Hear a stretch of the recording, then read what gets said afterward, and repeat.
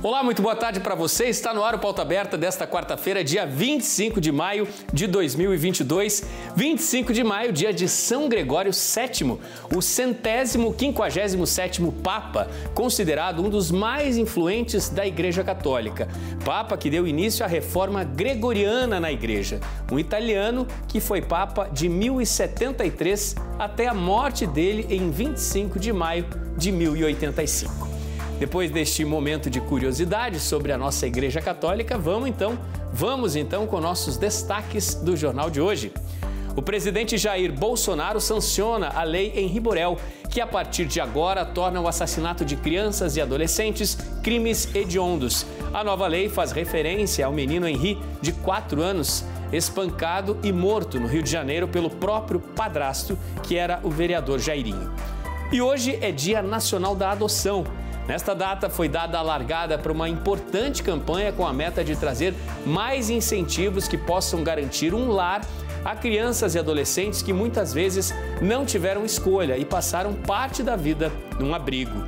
91 dias de guerra na Ucrânia e, de acordo com especialistas, hoje foi o dia de mais intensos ataques desde o início do conflito. Os ataques se concentram para a tomada por completa pela Rússia da região leste do país. O governo russo também já faz o controle de boa parte do Mar Negro e bloqueia o escoamento da imensa produção agrícola ucraniana. E no Pauta Aberta de hoje, prepare-se também para sorrir. Você vai conhecer o grupo de voluntários que tem a missão de levar sorrisos e contagiar com mais alegria as crianças em tratamento num hospital de Campo Largo, na Grande Curitiba. Fique ligadinho com a gente, o Pauta Aberta desta quarta-feira já começou.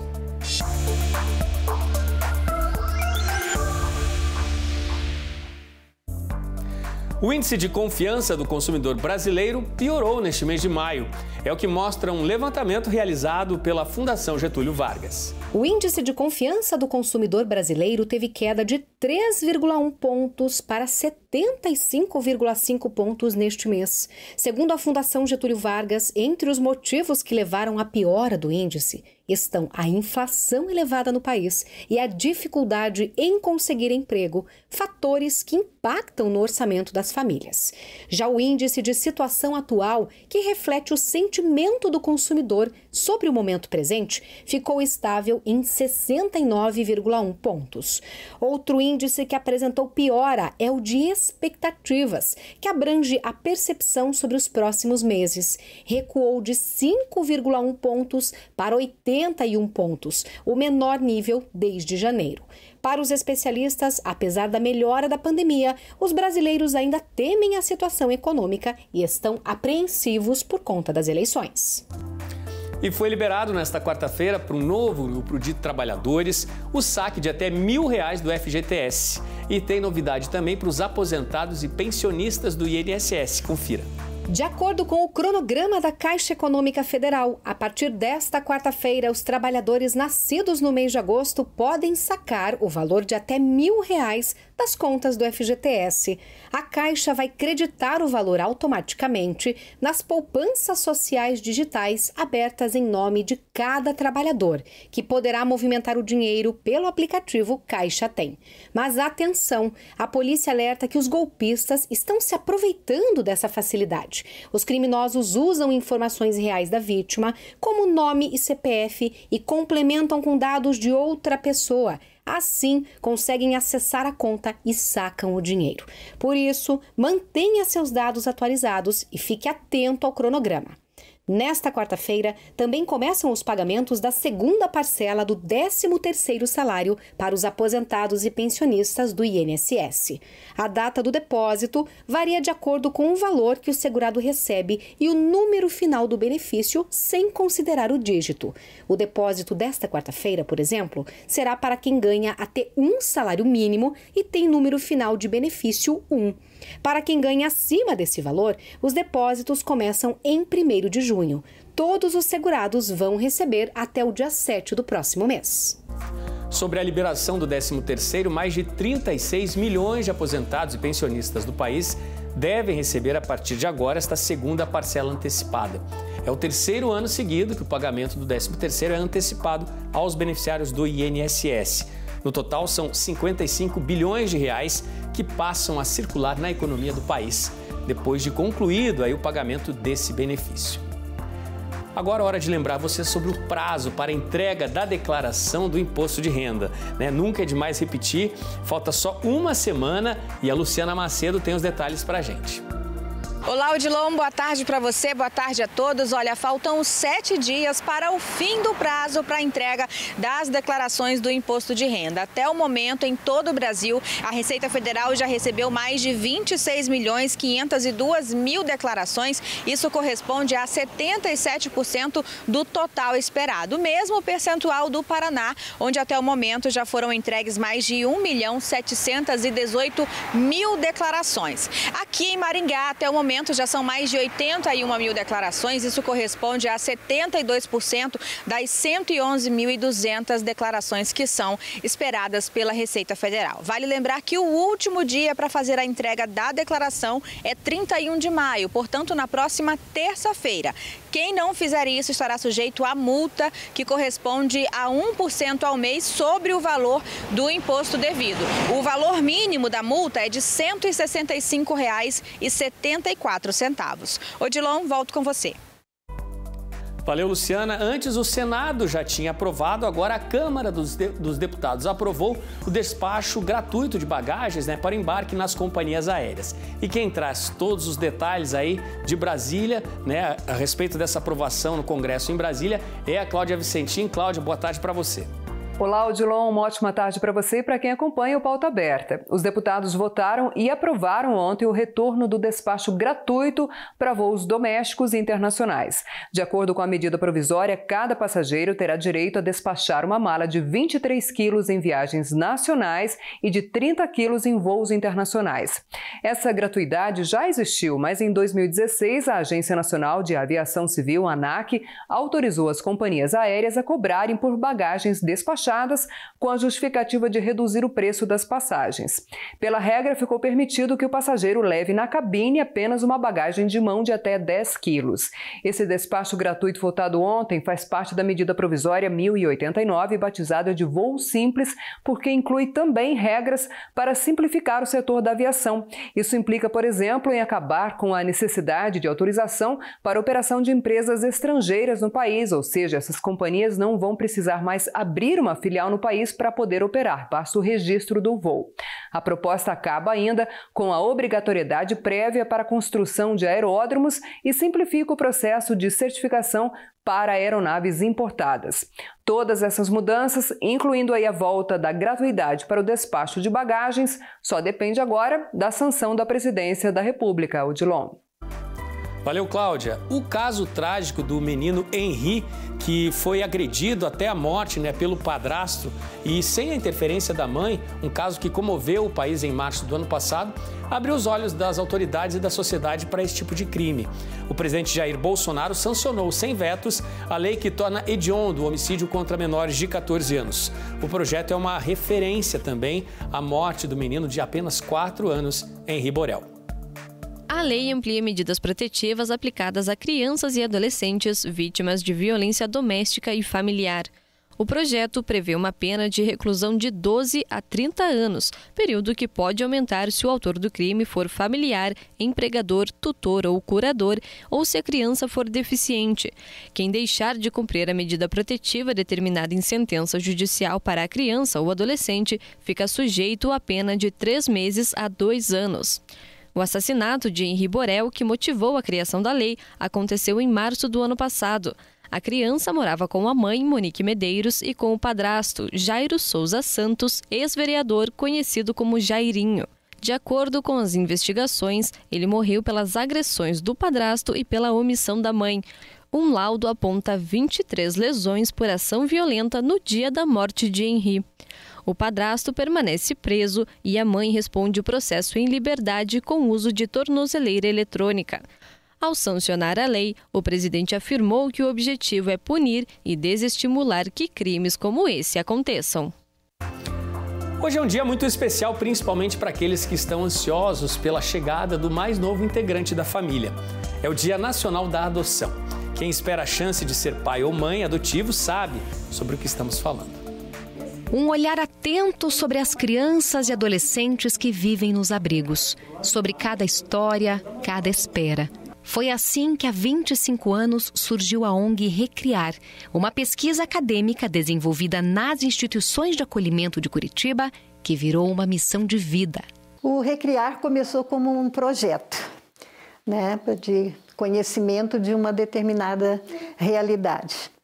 Eu sempre tive esse interesse por crianças em instituições. Quando já na universidade, convidei uma ex-aluna que passou a ser professora lá, para nós fazermos um projeto de pesquisa em relação a isso. A missão da Recriar é promover o direito à convivência familiar e comunitária de crianças e adolescentes em vulnerabilidade. E a ONG não parou mais. Em 2007, surgiu o apadrinhamento afetivo, onde crianças e adolescentes participam de atividades externas com padrinhos. Em 2019, mais 2 projetos. A Residência Social, que acolhe jovens de 18 anos quando eles saem dos abrigos, e o Família Acolhedora. As famílias que participam do projeto proporcionam às crianças ou adolescentes a convivência dentro de um lar afetuoso até que o processo judicial seja finalizado. Uma relação que deixa marcas de amor e cuidado para toda a vida. A Noeli conhece bem essa realidade, já viveu em um abrigo. Mesmo sendo mãe de 4 filhos, há 1 ano, decidiu acolher um menino nessa situação. É bastante diferente, mexe com a estrutura da casa, com o emocional também, porque eu não estava acostumada com um bebezinho, trocar fralda, porque meu filho já tem 9 anos, mas foi muito bom quando a gente viu ele chegando ali. Parecia que ele já fazia parte daqui da casa. As famílias são selecionadas, capacitadas e acompanhadas pela equipe da ONG. E a gente conversa, para verificar quais são as demandas daquela semana, como que a criança se encontra.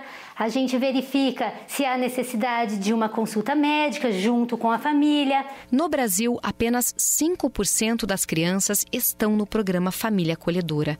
Um número pequeno, perto do tamanho do carinho que elas precisam. O nosso convite é que as pessoas procurem a Recriar para vir saber mais desse serviço, dessa proposta, porque é uma proposta realmente que faz toda a diferença na vida de uma criança que já está passando por um momento difícil na vida dela, mas que isso pode ser muito mais apaziguado, um tempo melhor na vida dela, se ela puder estar dentro de uma família. A seguir, o mundo ainda tenta entender o massacre de ontem numa escola do Texas. Foi o segundo mais violento na história dos Estados Unidos.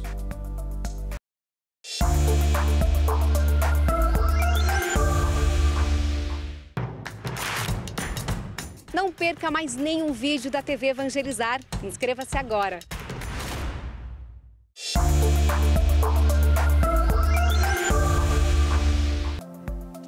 Pauta Aberta está de volta para esse segundo bloco. São 4h45 da tarde agora. Falamos ao vivo para todo o país. A você de casa, sempre ligadinho aqui na programação da TV Evangelizar. Muito obrigado pela sua companhia. Notícias da guerra agora. A informação de especialistas que acompanham e analisam os movimentos deste conflito é de que o país vive hoje, na região leste, o momento de maior pressão desde o início da invasão russa. Já são 91 dias de guerra na Ucrânia. De acordo com o presidente Volodymyr Zelensky, a situação neste momento no Donbass, a região separatista do país, é de extrema dificuldade para os ucranianos. Ele faz uma séria acusação contra as forças russas, de que trabalham para destruir toda a região. É um avanço ostensivo, sem chances de defesa, sem trégua ao que estiver no caminho. O Ministério da Defesa também reconhece que este é o momento dos mais fortes ataques desde que a guerra começou. Uma fábrica em Severodonetsk virou alvo dos mísseis russos nesta terça-feira e ao menos 6 pessoas morreram, de acordo com autoridades locais. Os ataques hoje, mais uma vez, se concentraram nos arredores de Severodonetsk e Lisiansk, duas cidades que ainda tentam resistir às forças dos soldados de Vladimir Putin. Com o controle dessas duas áreas, toda a região de Luhansk estaria tomada pelos militares russos. Nos arredores das duas cidades, vilarejos e cidades menores já foram tomadas por completo. Em Zaporídia, o governo da Rússia declarou hoje que destruiu uma fábrica onde estariam sendo produzidos motores de aviões de guerra. Também hoje, o governo da Ucrânia afirmou que 200 corpos de civis foram encontrados nos destroços de um edifício na cidade de Mariupol, onde os ataques foram ferozes até a semana passada, com a rendição dos últimos civis e militares que estavam na área da usina siderúrgica de Azovstal. Do ponto de vista estratégico, para os russos, os passos são agora pelo controle total do Mar Negro, localizado ao sul da Ucrânia. Informações levantadas pela inteligência norte-americana apontam que a Rússia já conseguiu o bloqueio total de grande parte do Mar Negro. Com isso, a Ucrânia não consegue mais fazer o escoamento da produção agrícola do país, o que poderá trazer duros impactos à economia de todo o mundo. Isso porque é justamente da Ucrânia que partem 10% de todas as exportações de trigo no mundo. O alerta do Ministério da Defesa do Reino Unido é que, com este cenário, a alta vai continuar nos preços dos alimentos. Nesta terça-feira, o governo russo informou que está disposto a garantir a abertura de um corredor humanitário para a passagem de navios e, assim, garantir o escoamento da produção ucraniana. A liberação desta passagem segura, no entanto, só acontecerá se as sanções econômicas impostas contra a Rússia forem suspensas. Para a União Europeia, o presidente Vladimir Putin está usando alimentos como arma de guerra. E o estado do Texas, nos Estados Unidos, ainda se recupera de um pesadelo. E o mundo inteiro ainda tenta entender nesta quarta-feira o que teria levado um jovem de apenas 18 anos a entrar atirando numa escola do ensino fundamental ontem à tarde. Foi o segundo mais terrível massacre na história dos Estados Unidos. No ataque, o jovem matou 19 crianças e 2 professores. Autoridades no mundo inteiro hoje mandaram condolências e mensagens a familiares e pessoas próximas às vítimas. Numa mensagem emocionado, o Papa Francisco disse que é hora de dar um basta ao tráfico indiscriminado de armas, para que tragédias como a de ontem no Texas nunca mais aconteçam. Os Estados Unidos vivem uma nova tragédia após um adolescente de 18 anos abrir fogo em uma escola do Texas, matando professores e várias crianças. O ataque ocorreu na pequena localidade de Uvalde, a cerca de 1 hora de distância da fronteira com o México. Nesta quarta-feira, líderes mundiais enviaram mensagens de condolência. O Papa lamentou o crime e pediu o fim da violência. Ho il cuore affranto per la strage nella scuola elementare in Texas. Meu coração dói pelo massacre na escola primária do Texas. Rezo pelas crianças, pelos adultos mortos e suas famílias. É hora de dar um basta ao tráfico indiscriminado de armas. O presidente ucraniano Volodymyr Zelensky enviou condolências aos familiares das crianças mortas. É terrível ter vítimas de tiroteios em tempos de paz.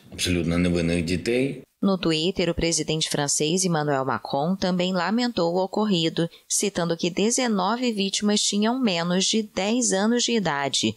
O chefe de Estado disse ainda que compartilha o choque e luto com o povo americano e a raiva com os que lutam para acabar com a violência.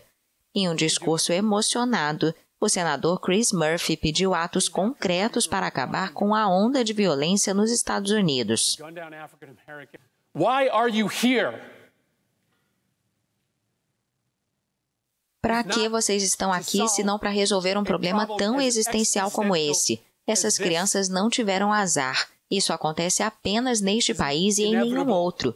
Em nenhum outro lugar, crianças vão para a escola achando que podem ser baleadas naquele dia.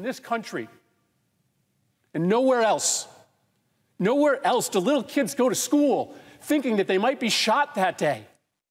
Autoridades do Departamento de Segurança Pública do Texas informaram que o jovem armado atirou contra a própria avó antes de seguir para a escola do ensino fundamental Robb por volta do meio-dia. Ele entrou no local com uma pistola, um rifle e um colete à prova de balas. O jovem foi morto pelas forças de segurança após atirar de forma indiscriminada, deixando muitos mortos e feridos. Este ataque foi o mais mortal desde que 14 adolescentes e 3 adultos foram assassinados em uma escola de ensino médio em Parkland, na Flórida, em 2018, e o pior em uma escola primária desde o tiroteio em Sandy Hook, Connecticut, em 2012, que matou 20 crianças e 6 funcionários. Muito triste, né? E sem explicação, né? Esse massacre que acaba de ocorrer no Texas. Importante a mensagem do Papa, né? Ninguém gostaria de ver novamente histórias como essa, histórias trágicas como essa, voltarem a se repetir. Agora eu trago um convite para você. Venha junto com a TV Evangelizar e a Peregrina Brasil, o padre Rogério Melo e o diácono Luizinho da Missão Passio Domini conhecer as grandes basílicas europeias na Itália e também na França. Vão ser 16 dias de espiritualidade e imersão na Bíblia, visitando os lugares das aparições de Nossa Senhora, nas histórias dos santos e na cultura destes dois países. Você vai conhecer Roma, onde os apóstolos Pedro e Paulo foram martirizados, o Vaticano, São Giovanni Rotondo, a terra do Padre Pio e a gruta onde São Miguel Arcanjo apareceu. A cidade de Lanciano, onde encontra-se o milagre eucarístico. Assis, terra de São Francisco e Santa Clara. E Cássia, cidade de Santa Rita, conhecida como a Santa das Causas Impossíveis. Você vai visitar Pádua, onde está Santo Antônio, e seguirá para Veneza para conhecer a Basílica de São Marcos, onde estão os restos mortais do apóstolo e evangelista Marcos. Depois, vai a Paris para visitar o Santuário da Medalha Milagrosa de Nossa Senhora das Graças, a Torre Eiffel e a Igreja de Sacré-Cœur. Peregrinar nos faz entender melhor as Sagradas Escrituras, afinal somos todos peregrinos. Peregrinar também é evangelizar, e evangelizar é preciso. Peregrina Brasil e TV Evangelizar, realizar o seu sonho é a nossa missão. Vamos de futebol agora. Ontem à noite, pela Libertadores, o Bragantino, que tinha chances de classificação, foi derrotado e está fora da disputa nas oitavas. Veja os gols da noite. O Bragantino foi eliminado da Libertadores. Perdeu ontem fora de casa para o Nacional do Uruguai. O placar 3-0. A equipe paulista terminou a competição com 5 pontos e também ficou de fora da Sul-Americana. No Brasil, o invicto Palmeiras goleou o Deportivo Táchira 4-1. O primeiro gol, Scarpa. Goleirão vacilou e a bola passou. De pênalti, Scarpa de novo. No começo do segundo tempo, o Deportivo até diminuiu, mas na sequência, Rony e hat-trick de Gustavo Scarpa. Palmeiras invicto na competição 4 e Deportivo Táchira apenas 1. Perdeu, mas pegou uma vaguinha para a Sul-Americana. O Flamengo também venceu. Foram 22 chutes da equipe de casa, mas apenas 2 entraram no gol. Isla marcou o primeiro e Pedro o segundo. O Sporting Cristal até fez 1, mas não valeu para nada. Final 2-1. Na Sul-Americana, 3 brasileiros jogaram ontem. O Santos e o Atlético Goianiense empataram, mas ambos terminaram em primeiro na fase de grupos. O Santos com 11 pontos no grupo C e o Atlético Goianiense com 13 pontos no grupo F. O Internacional venceu, com direito a hat-trick de Rodrigo Dourado. Final Inter líder com 12 pontos do grupo E, 5, 9 de outubro 1 e eliminado da Sul-Americana. Vamos falar de recordes agora. O Palmeiras fechou a fase de grupos, uma fase de grupos histórica, né, na Libertadores. O time superou o Boca Juniors de 2015, que teve saldo na época de 17 gols e alcançou a marca de 25 gols marcados, número que também representa o melhor ataque desta fase na história da competição, supera os números do River Plate de 2020, que tinha marcado 21 gols. Agora a gente fala sobre os jogos de hoje da Libertadores, né? Com empate ou vitória, o Fortaleza se classifica. E pela liderança do Grupo D, o Atlético Mineiro vai receber o Tolima. Veja os jogos de hoje. Colo-Colo e Fortaleza fazem um duelo de vida ou morte. O jogo está programado para as 7 horas da noite. Às 9 horas da noite, no estádio Banco Guayaquil, o Independente recebe o já eliminado América, mas que ainda busca uma vaga na fase de mata-matas da Sul-Americana. No mesmo horário, o Atlético Mineiro joga contra o Tolima, no estádio do Mineirão. Na Sul-Americana, Às 7h15 da noite, o São Paulo recebe o Ayacucho no estádio do Morumbi. No estádio Libertadores de América, o Independente recebe o Ceará, que também luta por vaga na próxima fase da Sul-Americana. A partida está programada para as 9h30 da noite. Bons jogos aí para você que gosta de futebol para essa noite, hein?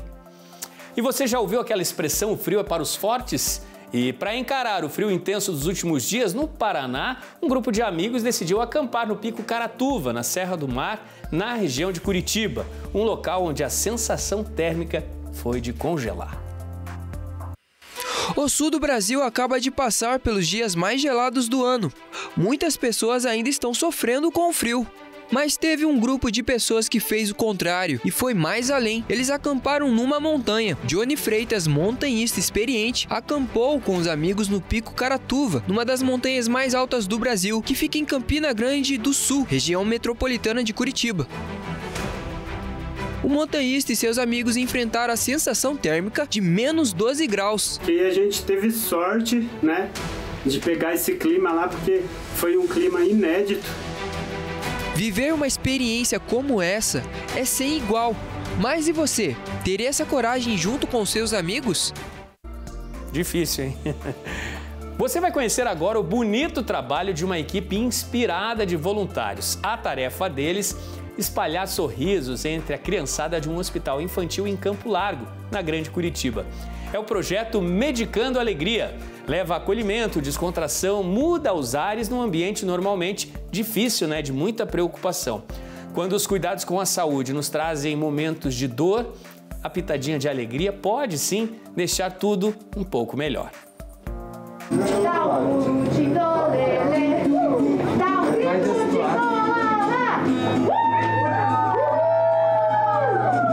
Música e muita diversão. Pode até não parecer, mas estamos em um hospital infantil que fica em Campo Largo, na região metropolitana de Curitiba, onde a tristeza passa longe. Os pequenos até esquecem por que estão aqui, graças ao trabalho de um grupo de artistas. Por que é legal? Porque eles são palhaços. O que você mais gostou? Na parte que ele fez o pneu. Eu tô achando legal. O que você gostou mais? Daquele visto. O projeto Medicando Alegria foi idealizado há 3 anos, mas por causa da pandemia, só agora pôde sair do papel. Como voluntário, percebi que realmente precisava trazer um pouco mais de alegria durante a semana. Então, nessa forma, eu tive a ideia de idealizar esse projeto, né, para que realmente a gente pudesse trazer um pouco mais de alegria na vida das mães, dos pacientes, das crianças, né? O hospital, que é referência em atendimento público infantil no Paraná, recebe cerca de 200 pacientes por dia. Muitos vêm de longe para fazer tratamentos ou cirurgias. Um ambiente desafiador para os profissionais da saúde e familiares, mas que com iniciativas como essa se torna mais acolhedor. Pais e mães, né, se sentem muito mais acolhidos, mais confiantes quando os seus filhos, né, podem ser criança, né, mesmo durante, né, um processo de tratamento que às vezes é bastante doloroso, né, tanto para a criança quanto para o familiar. Ela fica distraída porque às vezes demora a consulta, ela se diverte muito e brinca, nem parece que está no hospital, né? Parece que está no circo ali brincando. Eu acho muito assim especial esse momento, né? Principalmente por ser um entretenimento para eles, porque ficam ali esperando horas, né? E vem cedo e viaja, é cansativo. Então é um momento de descontração, além de ser cultura também, né? As apresentações acontecem também na área onde os pacientes estão internados. Uma forma de trazer uma mensagem de esperança para os pais e as crianças, de que com alegria tudo vai dar certo.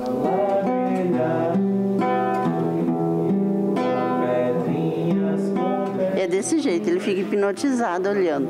Quando a gente vem para o hospital, a gente vem com aquela pressão, né, de que às vezes não dá certo, fica nervoso, né, e assim a gente acalma e eles se acalmam também. E para os artistas, a maior recompensa é o sorriso. E no fim das contas, eles é que são medicados com alegria. Se naquele momento a gente consegue tirar um choro e extrair um sorriso, que no final quem fica feliz somos nós também. Há muito mais do que só uma apresentação, né? Mas também até colaborando na própria cura, né, das crianças, né?